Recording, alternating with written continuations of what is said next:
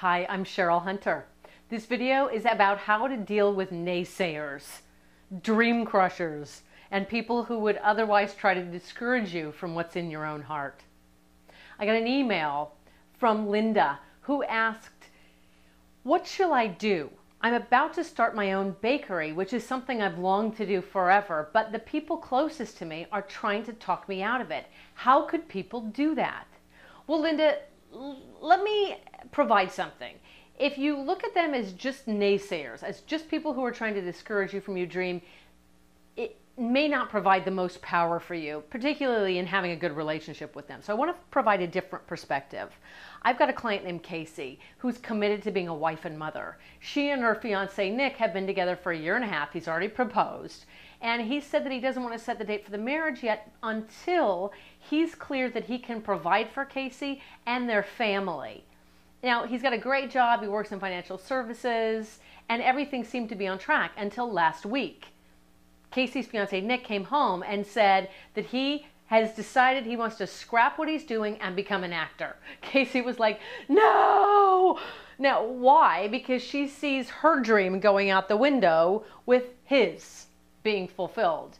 So people might be naysayers because they've got their wagon hitched to yours in some way, but they also might be naysayers. Take the perspective that it's said that something like 80% of businesses fail in the first 3 years. Now, maybe the people closest to you are truly concerned about you and they want to protect you. But ultimately, what's most important is, are you going to look at and listen to what the naysayers are putting in your face as something to stop you, or are you going to look at it as something to fortify you? Here's a great example. When I left high school, my sister and I decided that we wanted to move to England. We were from a tiny town up in the mountains, and it's seemingly impossible. We were, one day before we were moving to England, we were at the mall in the town nearby, and a woman, Mary, who used to work in our lunchroom in the cafeteria, came up to us and said, "Well, what are you girls doing this summer? And what are you up to with your lives?" And we said, "Well, we're moving to England." And she laughed hysterically and goes, "Bet you don't." Now, at the time, my sister and I were like, "Oh, how could someone say that?" Now, who knows? She went off down the mall waving and laughing and screaming, "Bet you don't, bet you don't." And my sister and I used that phrase to egg each other on when one of us thought of quitting or giving up. We'd go, "Oh, bet you don't.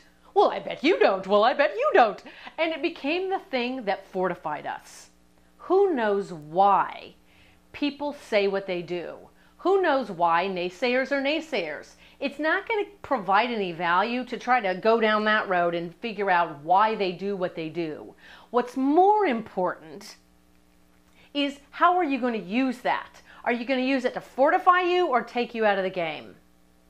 I would love to hear from you. Where have you been allowing naysayers to take you out of the game? Where are you now going to be fortified by it? What you have to say makes a difference, and I would love to hear your thoughts. If you like this video, share it with a friend. Subscribe to my channel. For more premium content, head over to CherylHunter.com. If you've got ideas for videos, pop me an email on the website and just let me know. In the meantime, have your life make a difference.